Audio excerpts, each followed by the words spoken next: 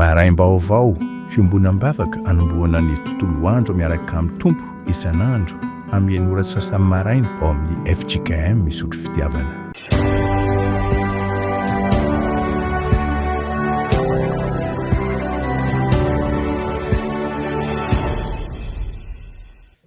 Ry havana malala rehetra amin'ny tompo ao amin'ny fanahinareo ny fahasoavana sy ny fiadanana avy amin'Andriamanitra Ray sy Jesosy Kristy Tompo. Amen. Miarabantsika rehetra ry havana malala nahatratra izao maraim-baovao ny amin'ny alatsinainy izao indray. Ndeha hisaotra sy hiderin'Andriamanitra isika homany eo ampilatanareo ny salamo. Salamo faha-efapolo fakina manomboka andiny fahavalo ary hatramin'ny fahafolo ary tohizana amin'ny fahaenina ambifolo ka hatramin'ny fahafito ambifolo. Salamo faha-efapolo fakina manomboka andiny fahavalo hatramin'ny fahafolo ary tohizana amin'ny andiny fahaenina ambifolo ka hatramin'ny fahafito ambifolo. Asaina hitsangana ianareo ry havana. Rehefa hitsy zany iarahantsika mamaky amin'ny anaran'i Jesosy. Ny anao ny sitraponao Andriamanitra no sitrako ary ny lalanao no ato anatiko. Efa nilaza teny mahafaly amin'ny fahamarina teo amin'ny fiangonana lehibe aho. Indro ny molotro tsy mba nakomboko. Jehovah, ianao no mahalala. Ny fahamarinanao tsy mba nafeniko tato am-poko. Ny fahamarinanao sy ny famonjenao no nambarako. Tsy nanafina ny famindram-polonao sy ny fahamarinanao tamin'ny fiangonana lehibe aho. Aoka ho faly sy ho ravoravo aminao izay rehetra mitady anao. Aoka izay rehetra tiany famonjenao anao mandrakariva hoe: ankalazaina anie Jehovah, fa na dia orso malahelo aza ny tompo no mihevitra. Mpamony tsy mpanafaka ianao. Aza ela Andriamanitro. Amen. Ivavaka isika. Dia rainay sy ankalazainay ary omenay voninahitra ny anaranao. Andriamanitra Ray Zanaka Fanahy Masina. Andriamanitra mpanisoanay tokoa ianao satria misitraka fahavelomana izahay raha mahatratra izao maraina izao. Ary na makivaky ny alina iny izahay ka nomenao maraim-baovao indray ary omenao fofinaina mahavelona ka mipololotra avy anatin'ny fonay Tompo ny fiderana ny anaranao noho ny asanao izay miseho eo amin'ny fiainanay. Tompo rainay izay ny an-danitro, misaotra iram-po iran-tsaina amin'ny fahasoavana rehetra izay omenao anay ary misitraka izany izahay.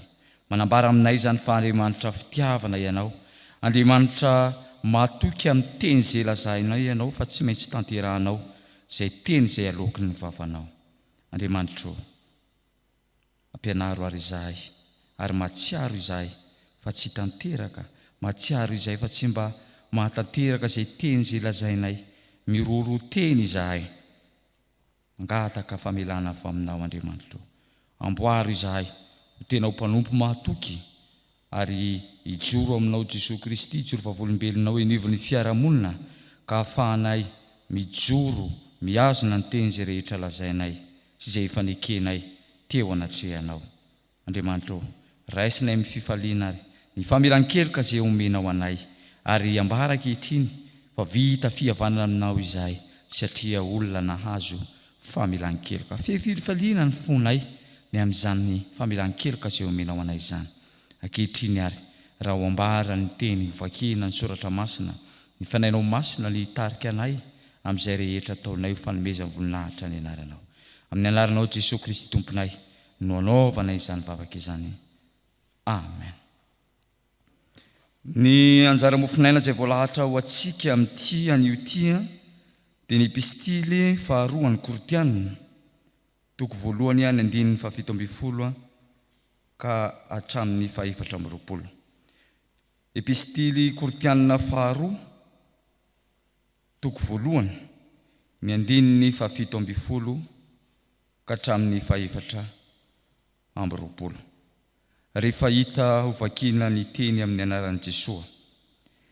Koa raha nikasa izany aho, moa nanao kitotova aho, ary izay zavatra kasaiko, moa kasaiko araka ny nofa, mba anaovako eny foana sy tsy foana, fa raha mahatoky koa Andriamanitra ny tenay taminareo dia tsy eny sy tsy fa ny zanak'Andriamanitra dia Jesosy Kristy izay notorianay teo aminareo. Dia izao Silasy ary Timoty dia tsy eny sy tsy fa ho aminy dia eny ihany. Fa nafiry ny teny fikasan'Andriamanitra dia ho aminy ny eny, ary amin'ny alalany koa ny amen ho voninahitr'Andriamanitra amin'ny ataonay. Fa izay mampitoetra anay mba aminareo ao amin'ny Kristy sady nanositra antsika dia Andriamanitra izay nanisy tombo-kase antsika koa ka nanome ny fanay ho santatra ao am-pontsika. Fa izao miantso an'Andriamanitra ho vavolombelona amin'ny fanaiko, fa ny fialako nenina aminareo ihany no tsy mbola nankanesako taty Korito, kanefa tsy miambo tompon'ny finoanareo izahay, fa mpiara-miasa hampandroso ny fifalianareo satria finoana no itoeranareo. Amen. Ray masino manamasinanay amin'ny fahamarinana ny teninao ny fahamarinana. Amen. Ho amin'ny fanainareo ny ry havana ny fahasoavan'i Jesosy Kristy tompontsika. Amen. Mbola mandinika trantsika ny loha hevitra manao hoe mahatoky amin'ny asany ny mpino. Ny epistily ho an'ny Koritianina faharoa toko voalohany ny 7:12 ka hatramin'ny 4:20 no akatsika afatra avy amin'Andriamanitra amin'ity anio ity. Any Makedonia, any Gresia, i Paoly no manoratra izao taratasy izao ho an'ireo kristianina tao a Korito. Efa nananaka fikasana i Paoly apôstôly mandeha hitsidika handeha hamangy ireo kristianina tao a Korito. Ny antony dia izao, na dia efa nandalo tao azy i Paoly apôstôly dia niorina ny fiangonana, fa rehefa niala i Paoly apôstôly nanohy ny dininy tamin'ny fitoriana ny filazantsara, dia nisy ireo apôstôly sandoka tonga tao a Korito izay nitondra fampianaran-diso izay mampivily ny finoana ireo kristianina. Hany ka manoratra ho an'ireo kristianina i Paoly apôstôly maneho ny alahelo, maneho ny fanambarany hiverenany indray any a Korito, na dia sampinary ny diany ary tsy tanteraka izany. Na dia izany aza, na dia tsy tanteraka ny dian'ny Paoly apôstôly tany Korito, dia mahatompona ndraikitra azy dia tsy mitaza-potsiny izy, fa manoratra izao epistily izao ho an'ireo kristianina tao Korito, ho fampahirezana azy ireo ny amin'ny lalatsarotra izay nidiavin'ny Paoly dia tantarainy amin'ireto kristianina ireto izany, ho fampahirezana ireo kristianina ao a Korito ireo. Mahatoky amin'ny asany ny mpino. Mpino mahatoky amin'ny asany, raha izao soratra masina izao no jerena ry havana malala, dia amin'ny alalan'ny teny izay lazainy no amatarana azy. Ny mpino mahatoky amin'ny asany dia asehony amin'ny teny izay lazainy izany.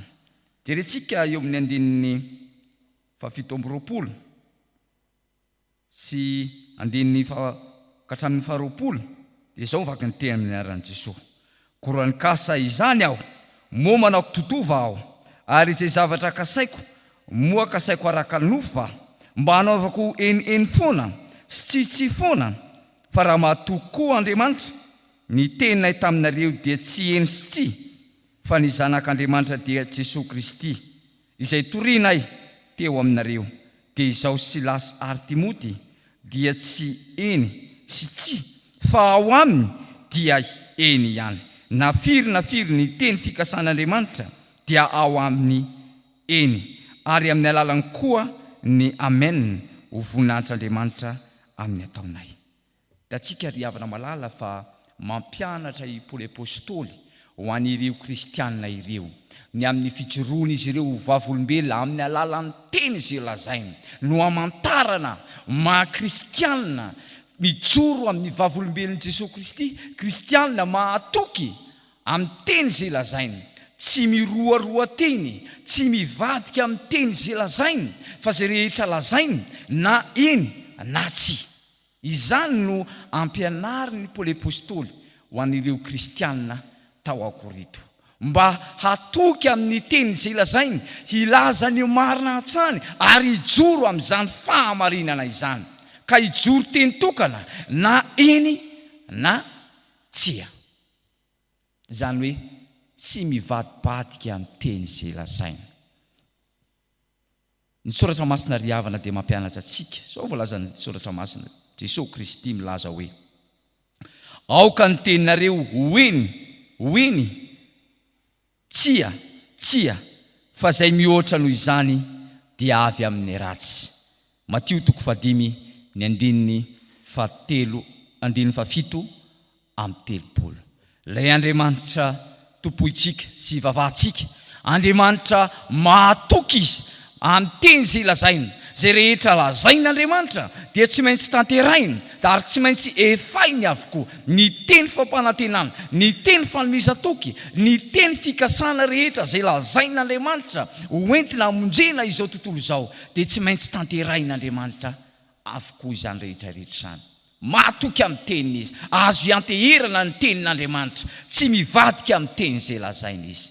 Jesosy Kristy koa dia mampianatra ireo mpianatra ary mampianatra antsika ihany koa, ary tanteraka tao amin'ny Jesosy izany toetra n'Andriamanitra mahatoky amin'ny teny zay lazainy izany. Fa zay rehetra lazainy Jesosy Kristy dia tsy maintsy tanterahiny avokoa ary tsy maintsy tanteraka avokoa. Izany hoe ny teny rehetra zay lazainy dia mifanaraka amin'ny asa izay ataony. Ry havana malala, isika rehetra ihany koa dia ampianarin'Andriamanitra amin'ny alalan'izao soratra masina izao, mba tena hitoetra sy hitafy izany toetra n'Andriamanitra izany, mahatoky amin'ny teny zay lazainy, tsy mivadika amin'ny teny zay lazainy. Rehefa jerena ry havana ny fiainana eo maha-kristianina, ny dingam-pamonjena zay lalovantsika amin'ny alalan'ny fanaovantsika ny fanekena, fitondrana ny zanakatsika atao batisa, manao fanekena ny ray aman-dreny, moa manolotra ny zanakanareo an'Andriamanitra raintsika va ianareo. Mivaly teny, ny mahagaga dia tsy mba misy hoe tsy atompoko, fa eny hatrany, tsy mba misy tsy eo. Rehefa misy ny fanekena antaniny mpitandrina ilay ray aman-dreny manolotra ny zanany, manolotra ty zanakareo ty ho an'Andriamanitra raintsika va ianareo, eny tompoko. Ekenareo va ny anatanterahany fiangonana, ny fitezana, ny fanabiazana rehetra ara-tsoratra masina amin'ity zasy ty, eny tompoko. Ekenareo ve ny ampiditra azy ho mpianatra sekolahady, eny tompoko. Fa rehefa mandeha ny fotoana, to tsy tanteraka ny ray aman-dreny izany fanekena izany, tsy tanteraka izany. Tonga amin'ny mpandray ny fanasan'ny tompo, amaky baiboly isan'andro, araka zay azoko atao, fa tsy zany ny zavatra miseho. Fa rehefa tsisy atao, tonga ny telestasy, lobaty ny telefona, hoe tateo ilay baiboly, zay vao mamaky soratra, tsy tanteraka. Nefa tao anatin'ny fanaovana ny fanekena teo anatrehan'Andriamanitra dia nilaza fa hamaky baiboly, hamaky soratra masina isan'andro araka zay azo atao.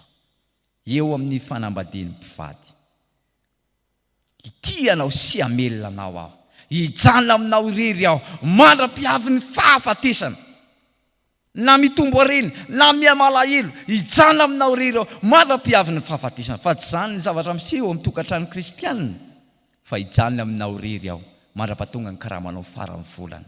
Fa rehefa tapitra ny karama, tsisy, lasa misitaka ilay ramatoa, tsy mihazona amin'ny teny izay lazainy ny kristianina.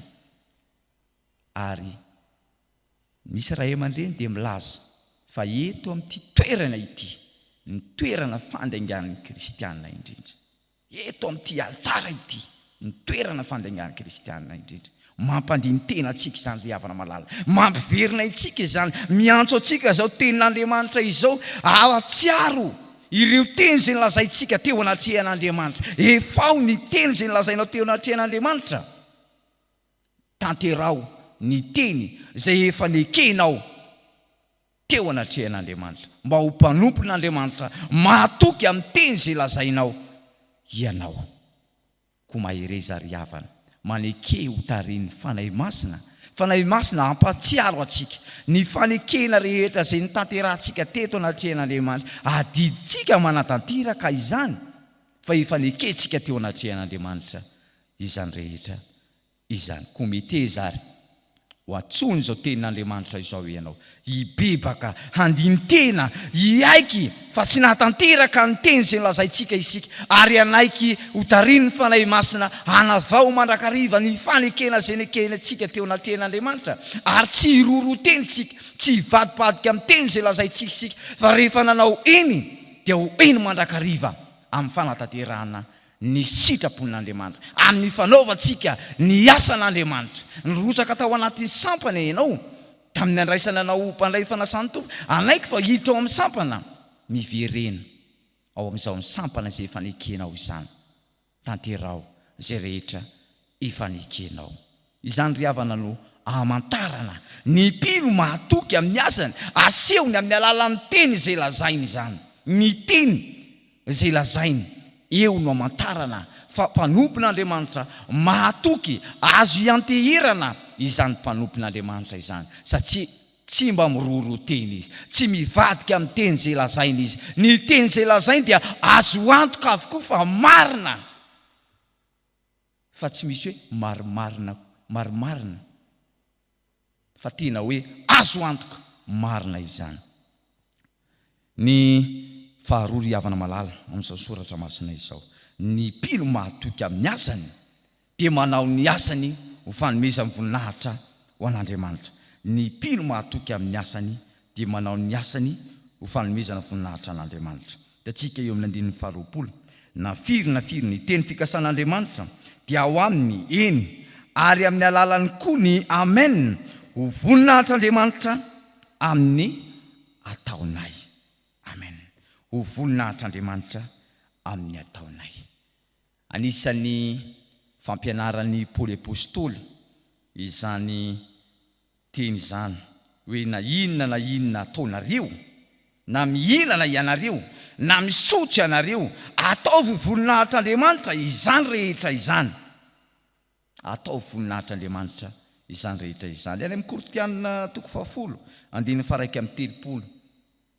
Koritiana 1:7, i Paoly apôstôly no mampianatra ireo kristianina ireo ny amin'ny mba tsy hanaram-po amin'ny faharatsiana, fa zay rehetra atao dia atao fanomezana voninahitr'Andriamanitra, ny asa zay rehetra atao.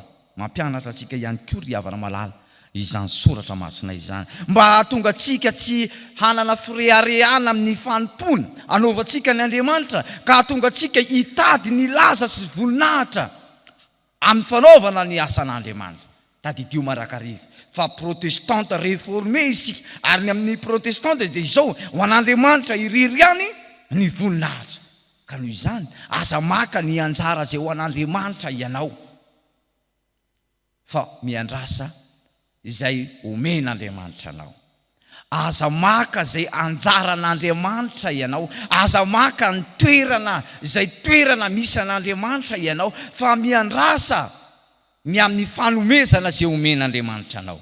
Andriamanitra dia milaza fa zay rehetra manome voninahitra no omeko voninahitra, zay rehetra manome voninahitra no omeko voninahitra. Zany hoe ny voninahitra dia tsy atao tadiavina, tsy atao katsahana amin'ny fanaovana ny asan'Andriamanitra ny fitadiavana voninahitra, fa ny fitadiavana voninahitra, azahoana voninahitra dia izao: ianao mahay manome voninahitra an'Andriamanitra amin'ny asa rehetra zay ataonao, na inona nataonao, na misotro kafe ianao, na mihinana ianao, na mandeha eny an-dalana ianao, na manao zavatra rehetra, atao voninahitr'Andriamanitra izany.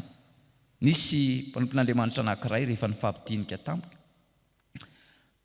izy voafatotro ny amin'ny fisotro-toaka, dia mitarainy izy: ahoana pastera le alako amin'ity fisotro-toaka ity? Dia io Koritiana 1:7 no omeko azy: na inona nataonao, atao voninahitr' Andriamanitra izany. ka namako ane pastera mitaona isaka somary rava mpiara-miasa dia zao rehefa eo miaraka amin'ny mpiara-miasa eo ianao dia fataro tsara fa rehefa ampiakatra n'ilivera iny ianao dia tsarovy zany teny zany zay rehetra ataonao atao fanomezana hoe fantaro ity zavatra zay ataoko ity lalaka izorako ity ve mitarika amin'ny fanomezana voninahitr'Andriamanitra ve sa mitarika amin'ny fanalambaraka ny anaran'Andriamanitra ka mahatonga ny manodidina mahatonga ny gentilisa hiteny hoe zao ve ny ataon'ny kristianina mahatonga antsika hanome voninahitra an'Andriamanitra amin'ny asa ataontsika mba tsy hitenenandratsy ny anaran'Andriamanitra mba tsy hitenenandratsy ny anaran'Andriamanitra rehefa tonga ny fotoana sendra nandeha ity mpanompon'Andriamanitra ity tsaroany ilay teny nitaona ilay mpiara-miasa andao andeha hivoaka dia tadidiny ilay teny io alina izy nianjona pastera naharesy ny fakapanahy noho ilay soratra masina zay nilazaina hoe na inona ataonao atao fanomezana voninahitra ny anaran'Andriamanitra izany ho fampahirezana antsika ihany koa ry havana malala amin'ny asa rehetra zay ataontsika kendreo mba ho fanomezana voninahitra mandrakariva aza mitady laza aza mitady dera aza mitady voninahitra amin'ny fanaovana ny asan'Andriamanitra matetika ane dia izany mahatonga ny fikorontanany fiangonany izany mahatonga ny fikorontanany fiangonany ny sasany teo hita ny sasany teo ho ankalazainy ny sasany teo omena voninahitra amin'ny fisehosehoana hany ka rehefa takony izy hany ka rehefa tsy mahazo anjara izy ao amin'ny anatin'ny fotoan-dehibe tsy mahazo fitariana izy amin'ny fotoan-dehibe hany ka tafotoana ka manomboka manendrika ny mpanompon'Andriamanitra tsy atao fitadiavana voninahitra ny fanatanterantsika ny asan'Andriamanitra fa kendreo ho fanomezana voninahitra ho an'Andriamanitra izany rehetra izany ny afatra zay nomenantsika tamin'ity anio ity dia ny hoe mpino mahatoky amin'ny asany asehony amin'ny teny izay lazainy izany aoka ny tenitsika ho eny ho tsia tsy hiroro teny isika tsy hivadika amin'ny teny izay lazaintsika fa efa ny teny rehetra zay nilazainao indrindra ny fanekeny zay nataonao teto anatrehan'Andriamanitra ary ny faharoa dia hoe mpino mahatoky amin'ny asany mikendry mandrakariva ny fanomezam-boninahitra ho an'Andriamanitra ireny voninahitra amen le hivavaka isika ry havana Andriamanitra ho misaotra anao zahay ny amin'ny teny izay nambarinao taminay tamin'ity anio ity ny sitraponao no lazainao taminay tamin'ity anio ity fa zay rehetra lazainay dia tokony fanaraka amin'izay rehetra ataony tananay sy izay rehetra aleny tongotray mba tsy ho pitaribato bilambava izahay ka hafa ny teneninay hafa no hita ataonay eo anivon'ny fiarahamonina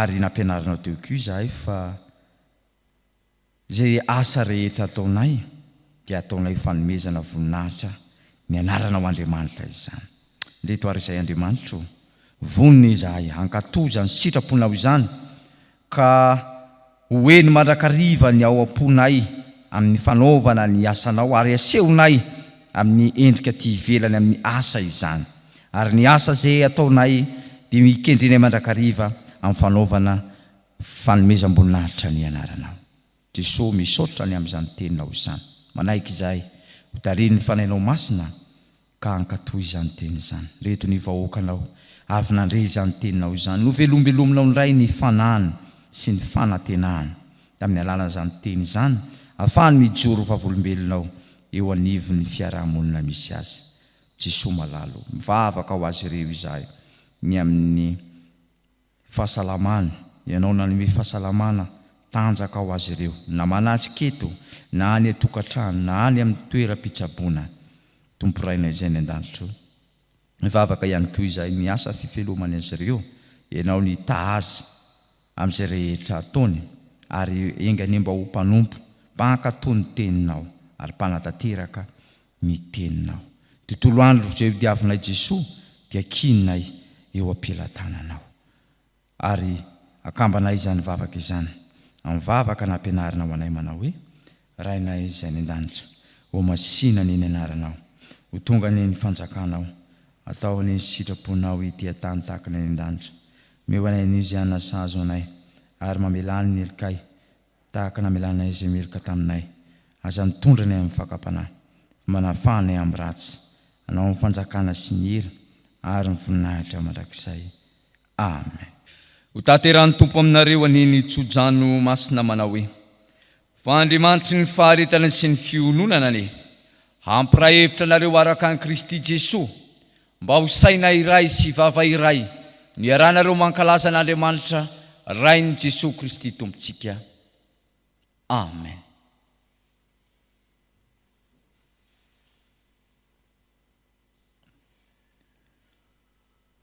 Ho an'Andriamanitra irery an'ny voninahitra amin'ny anaran'ny Ray sy ny Zanaka ary ny fanahy masina amen.